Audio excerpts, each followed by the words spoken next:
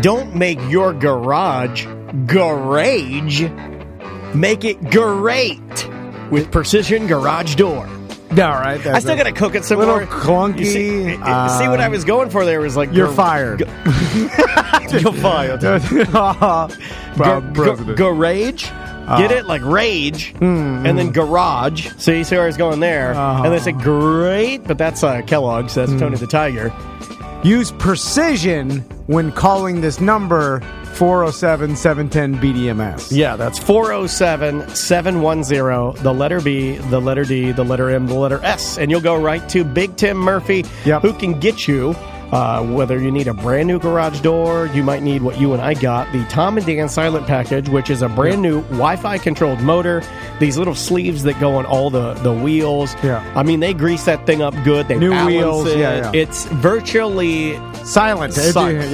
It's the difference. Hence the name Silent Package. I'm telling you, I've gotten tons of emails, and then like Seth Petrozelli got it, our buddy Tony Rage got it. Surprisingly awesome to have. Everybody who got one it's your number one dad dream. It's because shocking. You show people, they're like, wow, look how silent my garage door. It seems like it's not a big deal, but coming from me, I was like, whoa, this is awesome. Well, saving wear and tear on your door. See, I bought my home bank owned, like a lot of people did. Yeah. And the garage door that I had was not balanced. The motor that I had was bad, and it was basically destroying my garage door. Yeah. So Precision came in. By the way, license bonded. All their trucks are Precision logoed. I mean, they do everything top notch. They're amazing. But they came in, they repaired everything, balanced the door, put in that brand new Wi-Fi system. I can open it from my phone. It's amazing. You will not regret taking a chance with Precision Garage Door. When we left on vacation, serious, we were like a mile away from the house, and then we were like, did we close the garage door? Because I was loading all the camping stuff, and all I had to do is open my app and be like, yep, close it. Yep. Because you could see, and if you didn't close it, you can close it on your app. Let me ask you this. Yeah. Have you ever done this, Hot Shot? Mm-hmm. You ever gone into the garage to make yourself like a secret White Claw or a secret Tito's? Yeah. 5 or 6 times. And you turn the light on from your app? Oh, reprieve? I never done that. So I go down to my fridge because I have the secret fridge in there, and I turn the light on because I can. If I turn it on with my app, I don't believe it lets my wife know that I'm turning the light on. All right, I like that. That's a elevated tip for you. They do a great job, and only their employees are going to show up. The Precision Door vans or trucks. No, they don't outsource. It's just them, and they've hired a lot of BDMs, including Big Tim Murphy, who, by the way, that's who you're going to talk to. 407-710-BDMS. That's BDMs. It's 710 BDMs. Yep, 5% off a brand new door if you tell them you're a Tom and Dan listener. But check out Precision Door of Central Florida. In the boy, the larynx and the vocal cords change so that his voice acquires the deeper pitch of a man's voice. The shoulders become broader, thighs grow longer, and the muscles become stronger. Hair begins to grow on the face, under the arms, and in the pubic area. You are a man, and in taking on the role of the world's second greatest gender, you must adhere to A Gentleman's Guide to Manliness. Welcome to A Gentleman's Guide, Tom Van. Dan Dennis. Steve Kramer. If we don't start, then we'll never start. I know how this works. We're talking about penguins, and then Steven and I were, just pontificating about our favorite type of penguin. Yeah. And then I said, I'm more of a puffin man, and then I Googled puffin, and I was incorrect. Puffins are the ones with the larger, more pronounced bill that's colorful, right? It was royal that you liked. No, it wasn't the royal penguin. Because this one says royal. That's the macaroni. I like the macaroni penguin, royal. And the way that I described it to Steven was penguin with Rod Stewart hair, or it looks like a little Rod Stewart. Yeah. Then he types in penguin with Rod Stewart hair, poof, macaroni penguin. What a time to be alive. Google, although you got the goods, invest. It's also the royal penguin. This is it. It's royal penguin. Okay. That's a royal. He's got cool hair. You right? So isn't that weird? What is that you could for? type in penguin with Rod Stewart hair, and I literally got that as one of the image results. What is the need for the penguin to have Rod Stewart hair? It's probably, I have no idea. To attract a mate? Yeah. Usually. So it's a vanity thing. It ties into A Gentleman's Guide. This guy... It's not vanity. It's just better success for mating. It's the penguin peacocking. Does this macaroni penguin, or the royal macaroni penguin, does this penguin get more girl penguins. Penguin P. Does he? Yeah. Does he get to take more number 4s? Yeah. Because he's got the Rod Stewart hair than the regular penguin? Yeah, well, no, it would be all who's got the best Rod Stewart. They all have it, all the males. No, not all of them do. The females Oh, don't. the females are the ones that just look like they're just slick. They kind of look like fat Grace Jones. Because anytime, it's kind of like the peacock or any of these species. What a reference. That was terrible. Of bird, the male has the bright plumage. Right.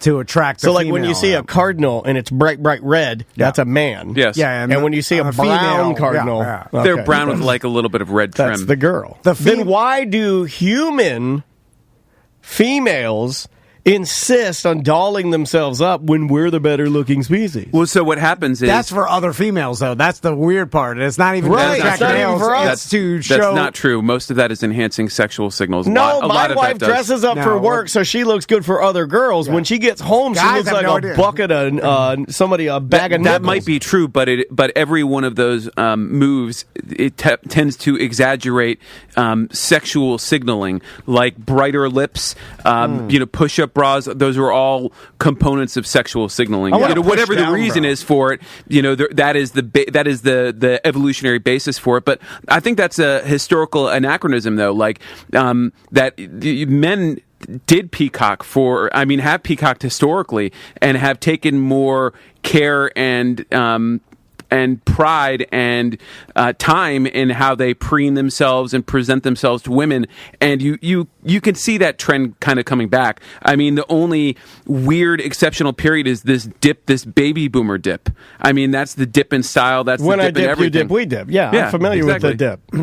It's interesting because in the bird world, oh God, what a horrible world! All the men constantly try to attract females by the peacocking, the those birds that make some sort of decorative den around like a nest. but they bring like trash, a bundle of trash and sticks and like bright or shiny things. I do that with beer cans and trash to attract my wife. Yeah. And it doesn't work. And then, so they have to do all this work to try to possibly have a female, come around, and then they could mate. And in mammals, though, you get to this weird point where it's about fighting, and you basically just take over as the dominant mammal, and then that's how you get the females. And then it's usually it involves fighting off the other male, and then all of a sudden now you're the man, and you have the Imagine if that were the way it happened now. Yeah, it probably did some with guy ancient comes humans, and he starts beating me up, and he takes my wife away. And I guess and my daughter. And then what do? Just go out in the woods?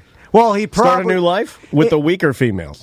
In some of the male or mammal species, they kill off all the babies that aren't theirs. Real Steven fell asleep, and he's dreaming about being a penguin. I think they'll go and take over. They'll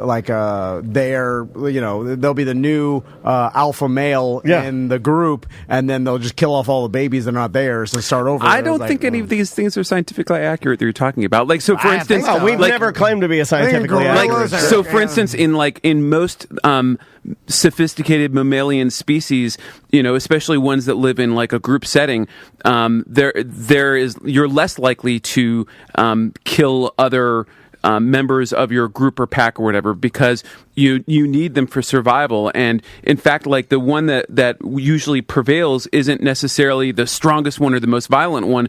It's the one that is able to cooperate and work with others in the group. So there is that play that comes into it where they defeat, but they take it just to the edge. So they get the other animal into submission. So like in wolf packs, you see that all the time. And same thing with like chimps. When you have like the tyrannical chimp that rises to be the alpha of the group and is acts in a tyrannical manner, they get overthrown. At least that was. But I mean, humans are separate from every other mammal. I think the way that we handle sexual reproduction, like there's all kinds of unique things about humans. But I thought there were some mammals that will go in there, and then once they'll take out the other alpha male of that group, they eliminate an entire and then, cleaning house. When I think so. Like I know different presidential I'm not saying administration. it happens to everything, but No. I've heard of that before. Right? Yeah, I think that happens. I mean, this is where we need like a biologist in here to give like a. We should put that on a list. But like with lions, I mean, there's usually one male in the pack. I mean, that's like one of the scientific inaccuracies in like the Lion King, or there's at least one leader in the pack there, and there's usually not. I don't think brothers. I was reading about that recently because I was watching the remake of the Lion King, and it was like, would Scar and Mufasa be related? And the answer was probably not, because that's just not the way the hierarchy would work in a lion pack. They might be in the same pack, but they would most definitely not be related. Right. Yeah. Speaking of animals, I'll transition to this. But we're weird because we have we're partially sex role reversed and not like. We're the only species that has enlarged breasts for females when you're not lactating. And basically it acts as a sexual signal. It sends the signal that you're able to reproduce and have a baby. We have concealed ovulation. That's something that's unique. Like in most other animals, when they're in heat, like it. So that means that and it's even concealed from like the female in our species themselves. So like in other species, not only do other people know that, the female's in heat, but the female knows. In humans, not only other people don't know when you're ovulating, and neither does the female. It's actually concealed to the female, which means that we're unique because we're sexual creatures at all times because of that, because you never know. I think I could tell. Like, I think if you line up 10 women and you say which one is ovulating, I'd be like, I can do this. I bet there's some truth to that too, like on a chemical level. I think I can walk up and down the line. What do I get to do? Do I get to sniff them? Yeah. I don't think you would. I bet there's some. I bet there's some truth to that, right? I think I can do it. I think I can be like, blow your breath in my face. but we're like weird. I mean, we're unique among species. So I think that's the answer as to why maybe you have women peacocking, in our species, and men peacocking, frankly. What were you? And it's not always pretty because sometimes it does get a little aggressive. Two things. Something that Kramer said. You think you'll ever grow out of being like startled or impressed by gigantic cleavage that you see in person? Like it's actually getting worse. I think it's hardwired. Yeah. I mean. I know it's inappropriate nowadays. Well, hold on. You can control. There it is. I can't turn I'm like, wow. I'm going to say something, and you have the ability to be mad or disrespected, and I apologize, but I'm just going to be honest. I've never been disrespected. I know that. That's why, but I'm going to preface it for other people. I'm going to predict that Tom will be okay with There's this. There's a picture from the foot golf of your wife taking a shot, and she's bending over, and there's a lot of cleavage going on, and it's the only picture out of all the 243 photos. It's the only one I've looked at twice. Right? I mean, that's just science. So are you saying neither of you can like draw the line and be like, this is not a situation where I'm going to look at cleavage? No, we're saying we can't not look. Well, so what if it's like a family member? Gotta look. No, that's gross. If it's or a close friend or like somebody who's a family member, close friend. I look. Yeah, I look at involuntary. I was talking about everybody's wife, including all BDMs, every female, everybody except here. for family. If you walked in and you were picking up your briefcase and bent over, and your pants blew out, and your D's and B's fell out the bottom, I'm gonna look. It's just science. Like if I turned into the Incredible Hulk and my pants just exploded. If Tom said Kramer's going crazy, he's out in the yard, he's nude, and he's slapping the street like Comey 2012. Like, I would run out there and stare right at your naked body. Let me say, I can't not. I'm grateful that I can control that, especially in the Me Too era. I've always been good at being able to draw that line and but I'm not look when you're not supposed to. I'm not doing it to make anybody uncomfortable. I'm saying but it's not possible for me to not look. Yeah. If my mom, I don't know, her top blew off on an airboat ride, I'd turn around, I'd look at her. I'm not going to be I'm not going to get fired up about it, but I would dive into the water and close my eyes and no, burn you them wouldn't. out. It's a reaction. It's like this fast. It's like, It's like that. Back to animals. Have you guys seen all the Facebook stories or whatever about the iguanas falling down out of trees? Oh, from the cold? They give the Well, they wanted warning. us to shoot them. I mean, they wanted us to kill all these iguanas because they're invasive species. So, Yeah. Oh, they're everywhere in South I saw Florida. a real post where some had gotten cold and fallen, and then the guy just filleted them and froze the meat and put it in his freezer. Have you seen that one?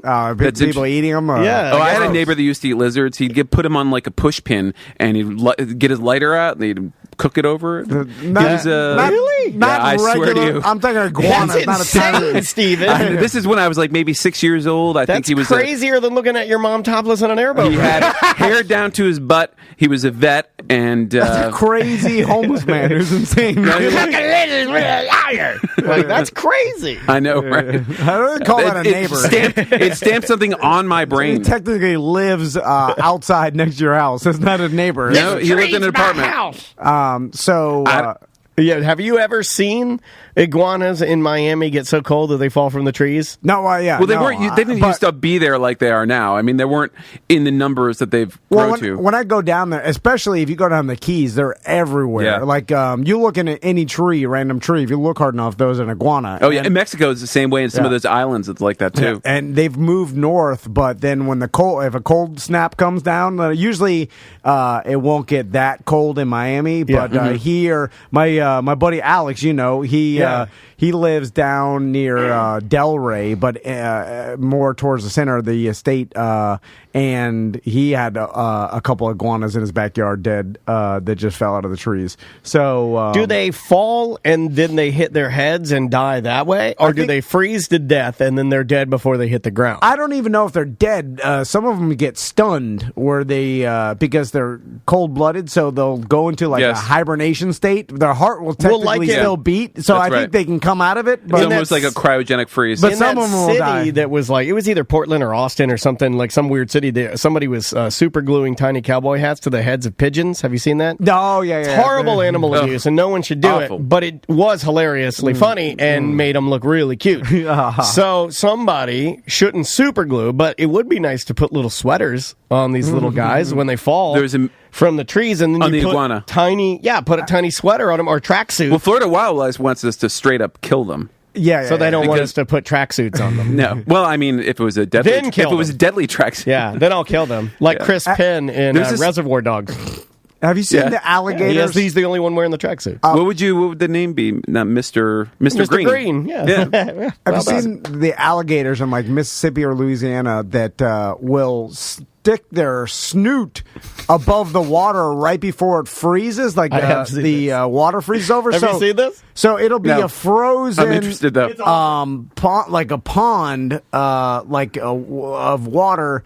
Where there be a couple random There'll be a couple of random gators. snoot sticking out of the ice, and they're alive. You went pirate. And it's bizarre. And it So- shows you how Check like that a, out. a reptile can. How awesome is that? Whoa. Yeah. Have you seen the and one then where when it falls, where the it'll alligator live. climbs over the 6-foot chain link fence? Everybody's seen that video. Yeah. Well, I mean, I don't think anybody can deny the fact that alligators are pretty amazing creatures. They really are. The dinosaurs. All right, I got one for you. It's on topic for both reptiles and sexual reproduction. Hit me. Komodo dragons. I've always been very afraid of them because they look very odd and unpredictable. I've always been told that their tails can kill you, and I've also been told that their mouths are horribly bacteria-ridden. Yeah, it's basically poison. And that if you got bitten by it, that it's going to be infected crazy. Yeah. So what's interesting about them is, they swim, right, and they swim to islands. I mean, from their within their roaming area, and they can swim themselves to isolated islands where they're basically completely alone, and it can just be one Komodo dragon there. And what's interesting about it is they can clone. What do you mean? They can clone themselves. That's one of their ways of sexual reproduction. This is why they've been highly studying them in terms of us learning or understanding how to clone, correct? Yeah. So they have their eggs have all the cytoplasm necessary to replicate themselves. And if a Komodo dragon, apparently it gets initiated by loneliness, and if they wind up isolated on an island and lonely, they can go ahead and clone themselves. And that is one of their. They don't need any Oh my other other. This is what women are going to do, man. They don't need the turtles are like that too. Their sex is actually determined by science. Their sexuality is determined by the environment that they're in.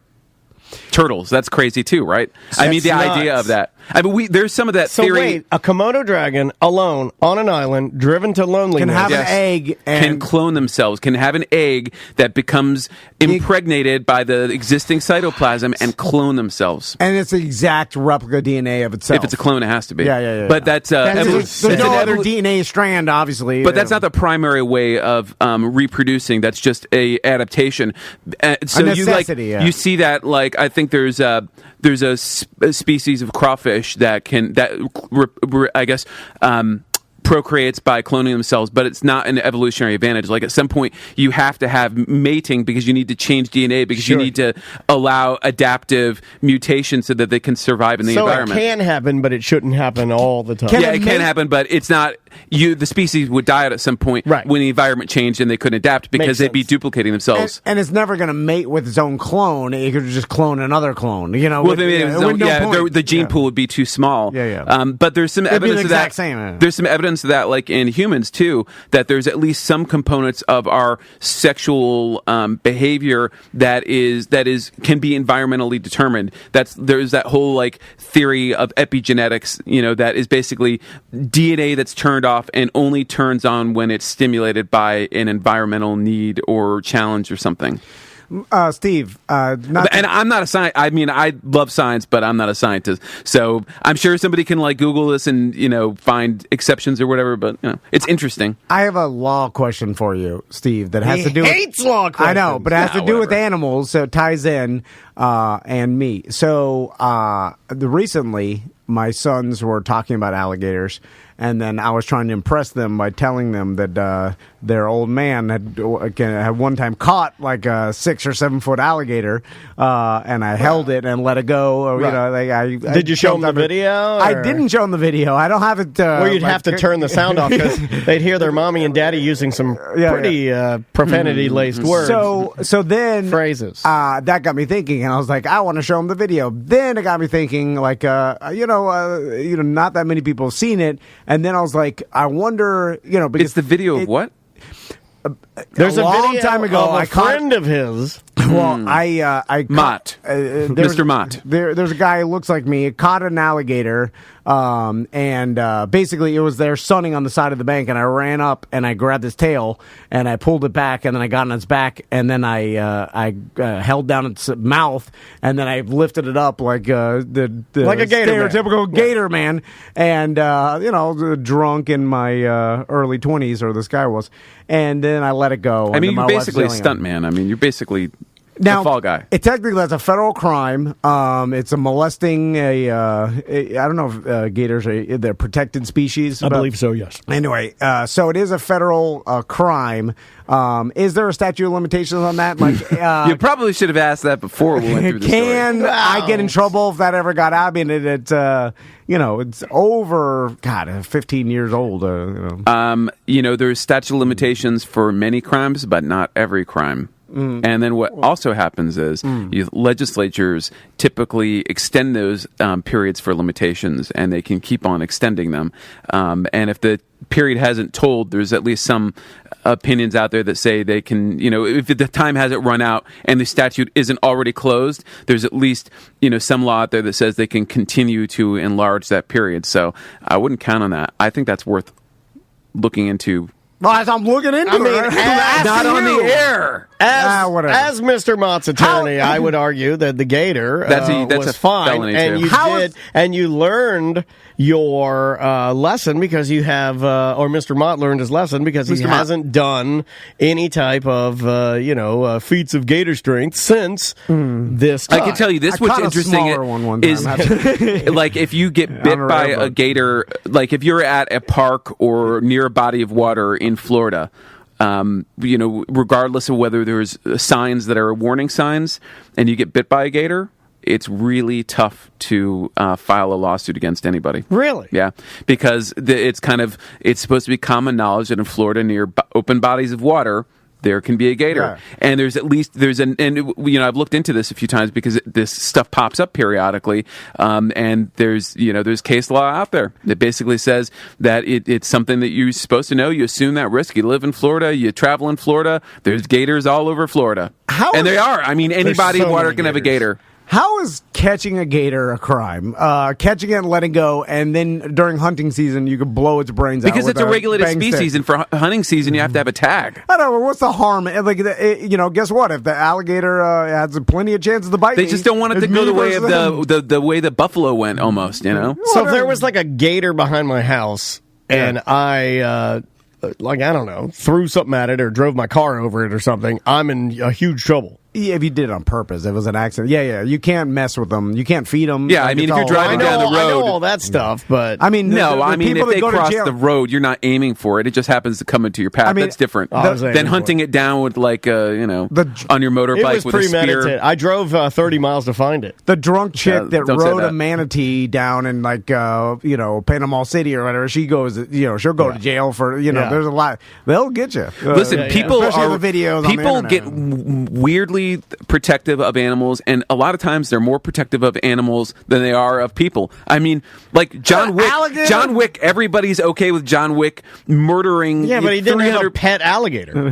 No, he had a pet dog. I know that'd be a completely different movie if he had a pet alligator or Komodo dragon. I think if they tortured his alligator or Komodo dragon or penguin, I think people would still be like, "Yeah, John Wick, you go get him." Penguin, yes. Komodo dragon, no. Alligator, maybe. People won't get as outraged with a gator. Right? No. Manatee, the lovable, alligator, like people are used to seeing. It's how they look. Yeah, and also it's just like missing children. It's like when you see like a really cute stereotypical kid, everybody's up in arms, but then there are tons of kids that aren't maybe necessarily as attractive that don't get. We've talked about this on the show before. That don't get as much publicity. I think people still get up in arms. I mean, when the dentist that shot the lion, I mean, that guy's life got ended. Oh yeah, that was bad. I forgot about that.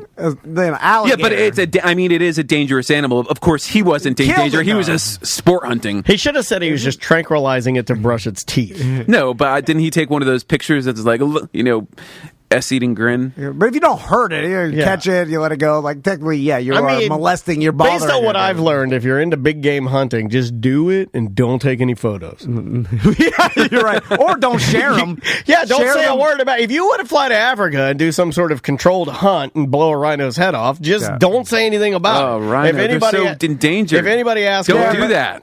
Sometimes there's old ones that they want to get rid of, and they're like, "Hey, you want to shoot this old rhino?" And it's like, and then they'll use the money. If you learn about it, like it's not like they go over there and they're shooting an endangered rhino that's in a protected place. They're going to a place that facilitates this for rich people, and they're get an old one. That's messed up. That's like when they serve the dinner in the freshman of the endangered species. Of course, it wasn't really an endangered species. But the thing is, then they're like, all right, this rich guy will pay $200,000 to be able to shoot a rhino that's going to die in a couple years anyway. It's at the end of its lifespan, so we'll use the money to help protect the other rhinos. I think like in a situation like that, you've got to draw a hard line because once just don't show anybody. Once that line gets blurred, it's like, all right, how much more can we nudge it? Like when you operate in a gray area, you open it up too much. It'd be like people don't realize because all they see is the picture of you and Rhino, and they're like, "Oh, murderer! You killed him!" And they're like, "No, I paid this thing and this." They're not going to go look at it. It'd be like this. It'd be like it matters how much. It'd be like the only way. It'd be like if the only way I kiss my relatives is by kissing their behind, like actually their bare behind. As long as I don't tell you guys about that or show you any photos of me doing it and you don't know about it, then it's a completely acceptable greeting. But the minute I open that box, I've ruined my life. I don't think that if it's a perfect this example. is not a situation where if a tree falls and nobody here didn't make a sound. Like I think if it's either like kissing them on the butt probably isn't a good greeting, even if nobody knows about it. Right? I can't talk about this anymore because it might be true. Let's take a quick disturbing. break. I'm kidding. I know. Let's take a break, and then when we come back, we'll do some voicemails. Yeah, we got some voicemails. A couple of little things I jotted down to kick around. So more of that when we return. You're listening to A Gentleman's Guide. A Mediocre Time, a Corporate Time with Tom and Dan, BDM members, all of our guys know there's one thing that we strive to let you guys know about anybody that advertises with our company is if you let them know that you listen, you're a member, that you're involved with us, they're going to treat you better, point blank, period. Exactly, and that's what everybody wants, that VIP experience, that extra little attention that you get when they know, our advertisers know that you're a Tom and Dan It takes listener. the awkwardness away, and you get right to business, and normally with really wonderful people. And that's what you'll get at Blanchard Insurance. It's BlanchardInsurance.com, 407-788-8640. They got offices in Altamont Springs, Daytona, Land O'Lakes, St. Pete. They're getting more. They're going to give you that VIP experience. First, they're going to give you the best rate. And how many of you guys know your insurance agent? How many of you guys know that the policy that you bought for your house, your vehicles, your boat, whatever, covers everything you need it to cover? Blanchard Insurance is going to make sure that all the policies you get through them are going to fit your needs and fit your needs specifically, and you're going to have an agent there that you can call personally at any time, 24/7. So that's why you use Blanchard Insurance. That's why Tom and Dan, T&D Media, is going to use Blanchard Insurance from now on. That's what we say. Like, you guys are part of our family, and we're happy to bring Blanchard into the family, and now they're going to treat you like family. BlanchardInsurance.com. Welcome back to A Gentleman's Guide to Manliness. I'm Steve Kramer. Tom Van. Dan Dennis, you want to jump into some voicemails? Yes. Do it. All right. If you want to leave us a voicemail, you can do so by getting our free app. There's a little area that says Mediocre Messages. If you click on that, you can leave us a perfect voicemail message, just like this one that was left by David. Hey there, guys. This is David. I was calling in for A Gentleman's Guide to Manliness. This is in regards to clip-on ties. Are clip-on ties ever acceptable? I only reference this because I am rewatching Breaking Bad, and one of the main characters, or important characters, has a clip-on tie. And just curious to see if any of you think it's something that is only used for kids, or if it's something that could possibly be used in the real world of gentlemanry. There we go. I would say that absent some disability, like if you have a stroke or a physical or mental infirmity that prevents you from tying a tie, by all means, there is a place for a clip-on tie. But if anybody has a capacity, that the far better and more stylish choice is to tie a tie. What if you're like a waiter at Olive Garden? I kind of feel like that's okay. Man, there's no reason to not tie a tie. But I feel you're like able to do it. It's just easier, like when I'm getting off my first shift at Foot Locker. You know what I mean? I'm serious. I'm like this. I'm trying to actually find you could even tie your tie once and undo it and save the knot if you had to. I mean, Tom used to do that. When I was a little kid, I used to do that. Yeah, like my dad would tie my tie, and this is when I had to dress up for a family thing, and I'd put it in my closet, still tied. Well, let me ask you this. You got to tie a tie, right? You did. You did that in the show. I've You know how to do it now. forgot. No, I don't. Oh, you don't? No, You don't remember how to do it? No. I deemed it unimportant and in my mind, and then it all just went floated away right into Bovada. Like Thanos, whatever the hell that is. So every man should know how to tie a tie. Let me ask you this. So if maybe not a clip-on tie, but is there some sort of tie? Yes. That you don't have to tie. Bolo. And it goes... No, but it's an actual tie. It looks like it's... And then it's just a ring, and then the knot, and then you That's can a bow tie. A lot of men cannot tie a bow tie. It is very difficult to tie a bow tie. It is certainly not easy. And that isn't a clip-on, though, usually. Usually it's like... It has a... It's basically, has a wrap around, like a piece of fabric that you wrap around your neck, and you can adjust the tightness of it. And it's hard. It's pre-tied. Because I know how to I've tied bow ties. I've got them. So if no one could tell, what does it really matter? Same thing with a tie. Well, no, a clip-on you can almost always tell. Because a clip-on, it doesn't wrap around your neck, so it's only just the knot that's usually there. The duration of the area where Steven's, see on that Oxford that he's got him with the button down at the top, see the duration of the hole you can where... See, this is an Oxford, so it's buttoned down. That's a nice look. What's that, gingham? Like a nice... This is a Ben Sherman gingham shirt. That's a great-looking shirt. Right? It's a great shirt. But so with a clip-on tie, the size of the tie is only basically the knot, and you can tell it. Like the collar can look weird a lot of times. Like the collar looks collapsed because this fabric fills out the collar when you've got a tie that's properly tied. A little bit. Yeah, but what if it's just it looks weird? And usually a clip-on tie is also going to be less quality tie a lot of times. Like you're rarely going to find when they have different degrees of ties, right? So the tie is supposed to be made out of quality silk. A really good tie is, I think it's got a full yard of silk, and I think it's this has been a long time. I think it's called a 7-fold tie. So the yard of silk is folded over 7 times. There's also 3-fold, which is like a smaller amount of silk. With a clip-on tie, you're not putting the best materials in it either. So not only are you getting a tie that is, first off, it's poser. I mean, it's just like if you don't skate and you wear skate clothes. I mean, you're being a poser wearing a tie that isn't the real deal. That's just a facade. It's like silver plating, but bad silver plating. It's a bad quality tie, and it doesn't look right.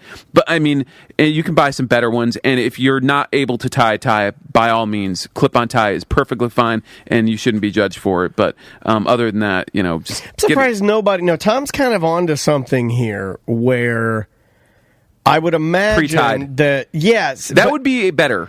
Yeah, but not somebody beyond could do pre-tied, it. where it's You just a could knot. do it in a way, like to look real. What if I it's goof on your invention so much, like I crap on Pool Bird and all these soup bird and all this dumb stuff. But sometimes he'll say an invention, and I got to give him credit. I where like that I'm one. like, this one could be sold because. I know more. This is unfortunate, but this is just kind of like the way that style is shifting. I'll put it that way to make it less negative. There are less guys that I know that know how to tie ties than know how to tie ties. Yeah. That's interesting because the best knot for a tie is the 4-in-hand. It's like a military knot. It's super basic. It's like a manual transmission. I know more guys that don't know how to drive a stick car or a manual than know how to. So it's just the progress of life, right? It's just the way that if we don't do it. But a 4-in-hand knot is a simple knot. It's an easy knot. It's a military knot, which I guess I was just taught a double Windsor is all I was taught, which is It's a big boy, it's so big, massive. It's very 70s. Clown tie. It's a clown tie. Yeah, that's what my dad wore. My dad had his hair over his ears, big clown tie. The funny thing is, the Windsor is named for the Duke of Windsor. The Windsor knot, half Windsor knot, whatever. And the irony is that he wore 4-in-hand knot. So, but my point is, it's super easy to tie. You can watch videos and you can get it really quick. No, but to go back to Tom's idea, I like it. Like a tie that's made of premium materials, like a really good silk tie that you would buy at any good, like let's say luxury brand, pre-tied in a way that it slides correctly and doesn't compromise. Yeah. I'm telling you, I think that is a good idea because a sellable item. Because there are a lot of people. It exists. There are a lot of people that can't tie ties. Well, no. What about this? Truthfully, if you've got people in advancing Parkinson's, it's all kind of situations where it's impractical. What about for convenience? I mean, like right now we live in a time where like a lot of people though are like these CrossFitters and like to work out, squeeze that workout in during the day, right? So if you're like to go back to my equation, you're a server and you do have to dress, relatively nice at this particular restaurant you work at. Would be nice to have a quality, nice silk black tie that as I'm driving there, I can throw on my neck and I think I can tie a tie in maybe 25 seconds. Do you want to time it just for fun? I can, but I don't think that we can. Yeah, sure, we can do that. But I don't think. What I'm saying is, I just think that that's something people would. Might even buy one of those, and I know how to tie a tie perfectly. If you fail to tie within 25 seconds, we will all jump you and beat you into our new gang called the Penguins. And then we'll rip your coat off, and I'll all right, you guys got to tell me when. Okay, Butler's got the stopwatch. I've never timed it, so it could take longer. I'm going to go ahead and put the camera on you. Samantha, if I tell you, bring in the bucket of water and pour it on him if he doesn't do it. Okay. 25 seconds. Put the cheese powder in it. Okay, here we go. Okay. In 3, 2, 1. All right, he's going to time his tie. He looks very he's concentrating very well. I think I heard him. He's sweating. Oh yeah, he's got his 2 fingers in the. Can barely get the tie through there. Done. He's done. Time. 14 seconds. That's pretty good. Yeah. Pretty good. Well, you do it every day. Yeah. You should see me hammering him. Down. Yeah. I'm really efficient. 14 seconds is fast. Let's talk about this for a second. The idea, just the general idea of a tie, if you really think about it, is bizarre, right? So let's go over this. So you have pants. We all know pants, and the pants have been a thing for. I know pants. Look, I know pants, sir, and you, sir, are no pants. And then you have a jacket. We all know jacket. Who was that? What? presidential debate was? And then you got your pants, and then your jacket, and then a shirt. So it's all like. Are you taking the pieces of the men's? Like, Yeah, you add belt in there. We sign off on a belt that hold your pants, Dress socks, shoes. Like it's all normal, and it's been normal. They're quoting you now as the quote is, "We all know pants."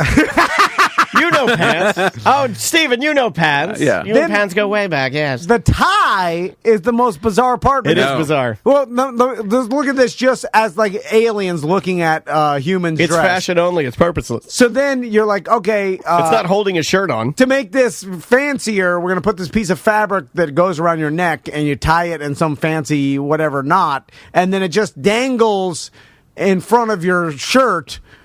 It's bizarre, right? Yeah, It's what like, is why the purpose? We've never discussed that. No, you're onto something here because it's belt, a decoration. Belt keeps, like for me, if I don't wear the belt on these jeans, they fall down because I've lost weight and I've yet to buy new jeans. Plus, there's blood all over these jeans. I don't know where that blood came from. I might have killed somebody. Yeah. But like socks, you don't want nude feet in your shoes. So belt, keep it warm, pants, too, shirt to cover my upper body, jacket to keep you warm. Keep you warm. So there's no functional reason why we've chosen some of the forms of clothing that we have. I mean, we could have men could have just as easily evolved to wear skirts as they could pants, and vice versa. Samantha says it's to point at our D's. She thinks it's a power thing. She's in our Twitch chat room. That's what she said. So the like origin, a piece of fabric that goes down. Yeah, it's like an arrow. The origin is look at this. The origin's military, right? So that's why, like, the most classic best knot is the four in hand, in my opinion, at least. So I think it originated with mercenaries that were brought to the French court, and they used ties to tie their jackets together at the top. That was the functional aspect of it. Was it held together the top of their jackets? This is before you had evolution in style, like zippers, and so it actually had a functionality. Yeah, it had, but it was also decorative, and I think it was just something that caught on, and that's actually an example of peacocking among men is ties, because tie is the one like sensual element of a men's wardrobe, right? It's the most. I mean, in some ways, the most sexy part of a man's wardrobe is a tie, and the reason is because the material is silk. It's the same thing that a lot of times lingerie is made out of. So there's an element to that is sensual, and then the other part of it is there's a phallic effect of it for sure. I mean, subconsciously or not. That's why some men don't wear bow ties is because of the innuendo that symbolizes castration. Is that what it is? I've never heard that. Yeah, and I went through a phase for years. Like you knew me, I still have it. I just don't, because we own this business and it's real cash here. I'll never say cash again. By the way, you can hit me later. I will. I will not wear my bow ties now. So occasionally, if a date night, I'll put on a bow tie. But I went through a phase where after Jim Phillips taught me how to tie a bow tie, I've probably got 35 bow ties. I think bow ties can look great. It's addicting, but man. I mean, it's also like there's a historical element. I mean, if you were in vogue, if you had resources, if you were of means, then you dressed to do it. I mean, royals had certain colors and fabrics that were reserved only for them. The aristocracy had certain things that were reserved only for them, and of course, the masses wanted to imitate the elite. Right, so it caught on that royals. Well, can we? No, but that's why. I mean, that's that whole cycle of dressing up in the modern era. Really, there's tons of fashion that has become antiquated and silly nowadays. All of it is. There's no reason for any of it. I mean, it's almost no fashion is actually. Well, hold on. That's fashion over function, right? By definition, it's not functional. In a suit, has some sort of like functionality nowadays. Like pants. Yeah, he's shoes. Just saying the tie does it. It's not like it's holding your shirt on. It's stupid. It does. It frames the face. I mean, that's what it does. If you don't have it, it frames the face and makes the individual look the best in their suit. How do you guys feel about jacket, no shirt, still have on the tie? That's Chippendales. Yeah. Like I've always been a bit of a fan of that look. Didn't Cuba Gooding Jr. do that in Jerry Maguire? It was kind of a thing during I want to say like late 80s, like early 90s. It was kind of a thing. Yeah. I'm just saying, can't we be done with the tie?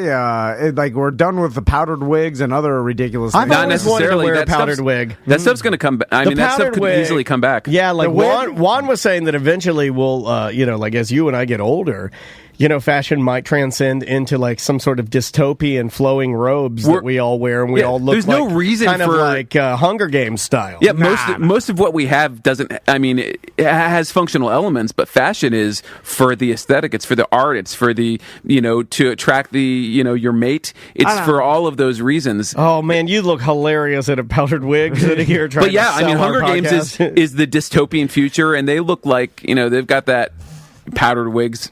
Samantha also checking in. It's also good to get like her like what she's kind of into. She says sometimes ties are nice. She says I love suspenders. Yeah.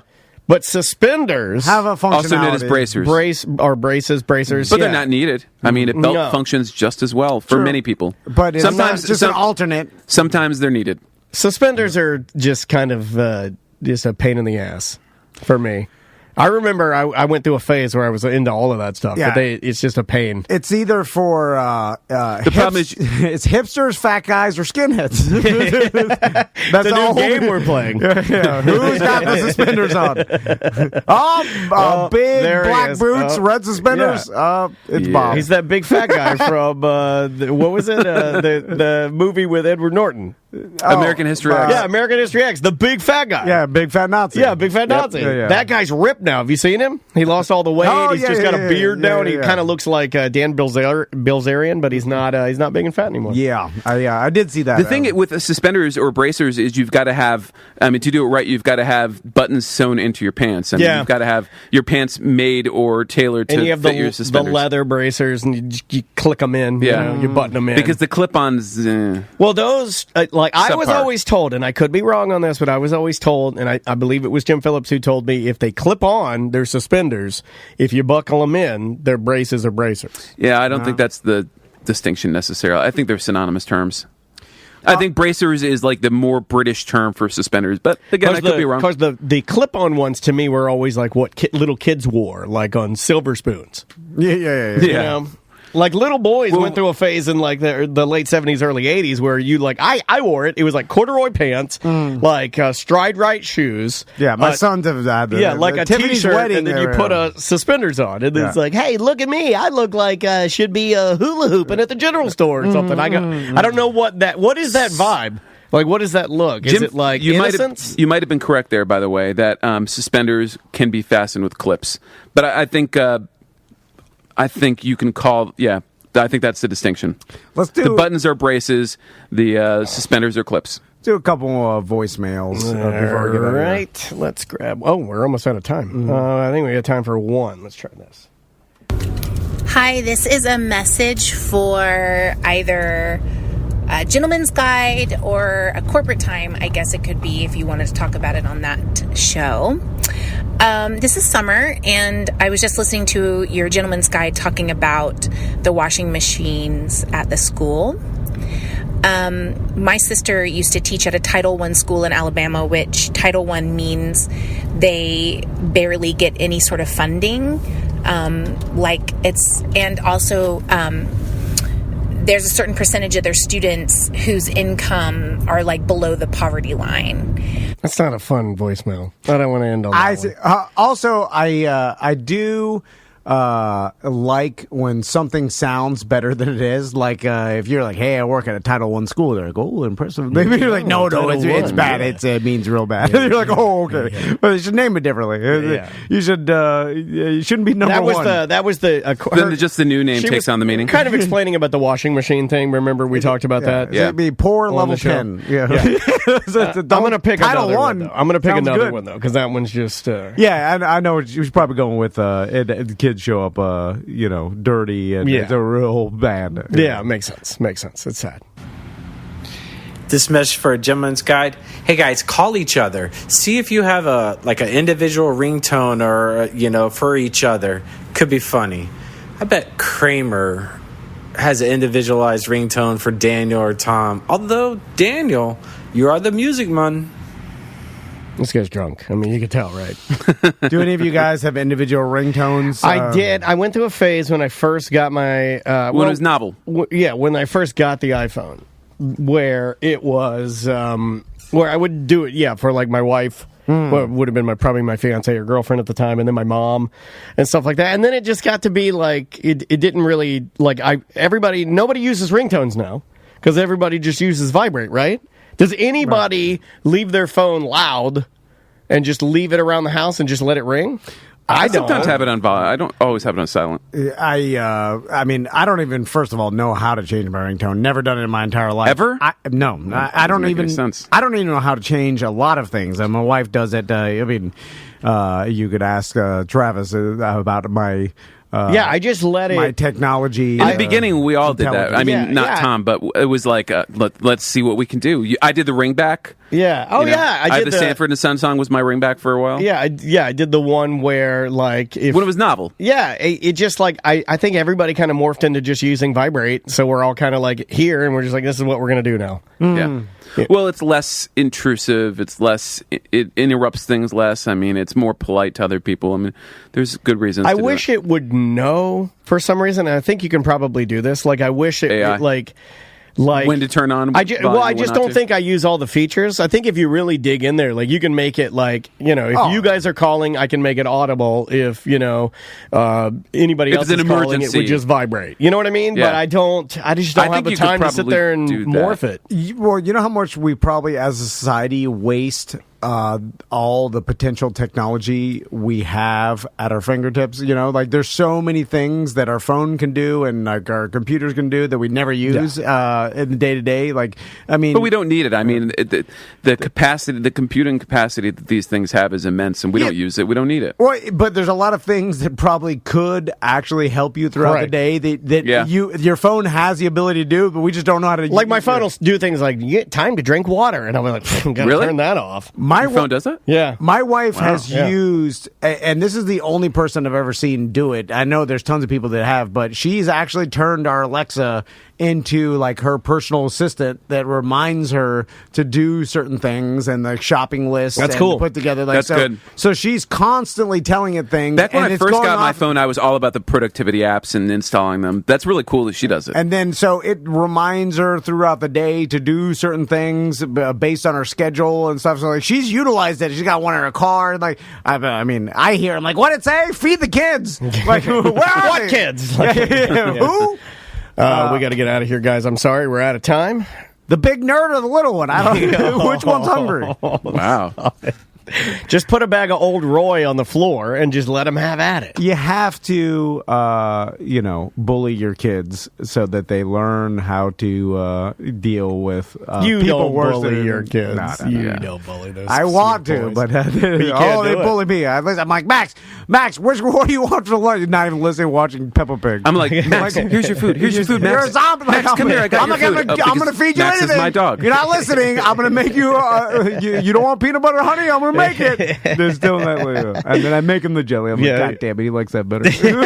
You knew. Why'd you ask? Because dumb old man. I'm mad that he's in a trance watching Peppa Pig. But you know what he likes. Just give him what he likes, dumb old man. But I want him to not be in a trance while he watches stupid TV. Like Sam said, you'd have to turn the TV off. And that's not happening. OneFirmForLife.com. See, I didn't do it. You kept it under control. I kept it under control. I was going to scream. But yeah, for all your legal needs, got a question, need a divorce, want to do it right, not let it get nasty. Friendly Ray Trenley's got you for that. Yeah, Friendly Ray Trenley can help you out. OneFirmForLife.com. And if you have any legal questions or get yourself in a legal bind, you can text me and I will give you Kramer's phone number. That's the thing I've been doing lately. All right. He'll love that. It gives me great pleasure. He'll love giving the craziest people I know Kramer's phone number. All right. And then I laugh and laugh as I imagine. Party Girl, Remy. Yeah, and usually the Joey did it just last night. Yeah, I did. And Mr. Red Shoes. For those of you who think that's a joke, I get great pleasure out of the craziest people I know. They text me, they're like, I'm in legal trouble. Help! Yeah. And they'll give me Kramer's number. I'm like, here it is. I'm like, make sure you tell them that I gave it to you because I want them to know. No. There you go. Oh, I get so happy. It's the only thing that makes me happy. Every time I'm like, I gotta give him a number. Well, guys, thanks so much for listening. We appreciate it. And on that note, we will see you next week.